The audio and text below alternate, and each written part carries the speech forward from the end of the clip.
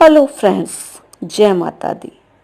माँ दुर्गा को खुश करने के लिए दुर्गा सप्तशती का पाठ बहुत ही फलदायी कहा गया है।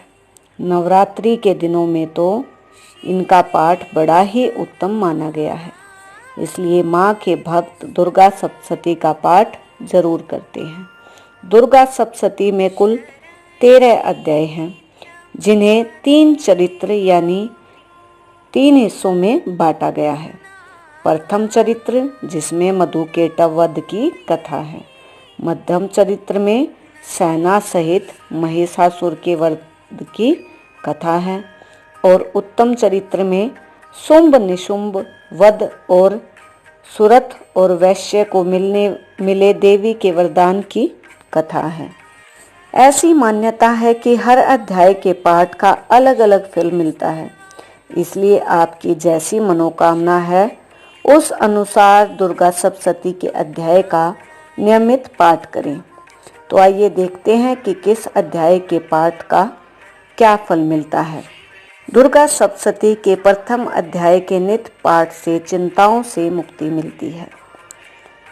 दूसरे अध्याय के पाठ से कोर्ट केस और विवादों में विजय प्राप्त होती है, लेकिन ध्यान रहे कि देवी उन्हीं की सहायता करते हैं जो सच्चे और ईमानदार हैं। यदि आप शत्रुओं और विरोधियों से परेशान हैं तो नियमित तीसरे पाठ के जो तीसरा अध्याय है उसका पाठ आपको करना चाहिए। माँ दुर्गा की भक्ति और कृपा दृष्टि के लिए चतुर्थ अध्याय का पाठ करना चाहिए। 5वें अध्याय के पाठ से देवी की असीम अनुकंपा प्राप्त होती है। माँ भक्तों की समस्याएं दूर करती हैं। 6ठे अध्याय के पाठ से भय, शंका, ऊपरी बाधा से मुक्ति मिलती है। जिन भक्तों को इस चीज की समस्या है वो माता के 6ठे अध्याय का नित्य पाठ करें। विशेष मनोकामना पूर्ण करने के लिए 7वें अध्याय का पाठ करें। इस अध्याय में देवी द्वारा चंडमुंड के वध की कथा है। आपकी कोई अगर विशेष मनोकामना है जो लंबे समय से पूर्ण नहीं हो पा रही तो इस नवरात्रे आप 7वें अध्याय का पाठ अवश्य करें। देवी माँ आपकी वो मनोकामना अवश्य ही पूर्ण करेंगी। वशीकरण और मनचाहा साथी पाने के लिए 8वें अध्याय का पाठ करें। इस अध्याय में रक्त बीज के वध की कथा है। जिन भी भक्तों को, चाहे वो स्त्री हैं या पुरुष, अगर उनको प्रेम विवाह करना है यानी कि मनचाहा साथी उनको प्राप्त करना है या किसी को अपने पति या पत्नी पे वशीकरण करना है, क्योंकि अन्य लोगों पर वशीकरण आपको करना जो है वो लाभदायक नहीं होगा, ये दिव्य इच्छा के विरुद्ध है। तो आप 8वें अध्याय का पाठ कर सकते हैं। जिससे आपको अत्यधिक प्रेम है उसी के लिए आपको वशीकरण करना चाहिए।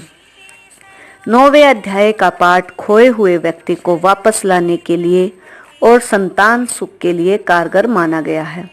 इस अध्याय में निशुंभ के वध की कथा है।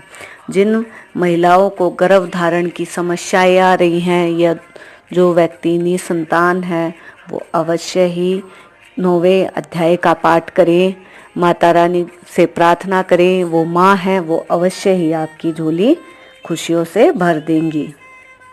10वें अध्याय में शुंभ के वध की कथा है। इस अध्याय के पाठ से रोग शोक का नाश होता है। मनोकामना पूर्ति के लिए इस अध्याय का पाठ आप कर सकते हैं। 11वें अध्याय के पाठ से व्यापार में लाभ एवं सुख शांति की प्राप्ति होती है। जिनके व्यापार में लगातार हानि चल रही है या उनको बार बार इसमें नुकसान हो रहा है, वो भक्त भी अवश्य ही 11वें अध्याय का नित्य पाठ करें। 12वें अध्याय के पाठ से मान सम्मान एवं सुख संपत्ति का लाभ मिलता है। तो जिन भक्तों को यश और मान सम्मान की इच्छा है वो देवी माँ के दुर्गा सप्तशती के 12वें अध्याय का नित्य पाठ कर सकते हैं। 13वें अध्याय के पाठ से देवी की भक्ति और कृपा दृष्टि प्राप्त होती है। इस प्रकार आप 13 अध्यायों के महत्व को जान गए हैं। जैसे आपकी मनोकामना है वैसे उस अध्याय का पाठ आप कर सकते हैं। अन्यथा आप संपूर्ण दुर्गा सप्तशती का पाठ भी नित्य कर सकते हैं या एक दिन में एक चरित्र का भी पाठ कर सकते हैं। जैसा कि इसमें बताया गया है 3 चरित्र हैं, या एक दिन में आप एक अध्याय का भी पाठ कर सकते हैं। आई होप मेरे द्वारा बताई गई जानकारी आपके लिए उपयोगी होगी और आप इसे अवश्य ही अपने जीवन में प्रयोग करेंगे। अगर आपको वीडियो अच्छी लगती है और उपयोगी लगती है तो इसे लाइक एंड शेयर करना न भूलें। चैनल के साथ बने रहें। जय माता दी।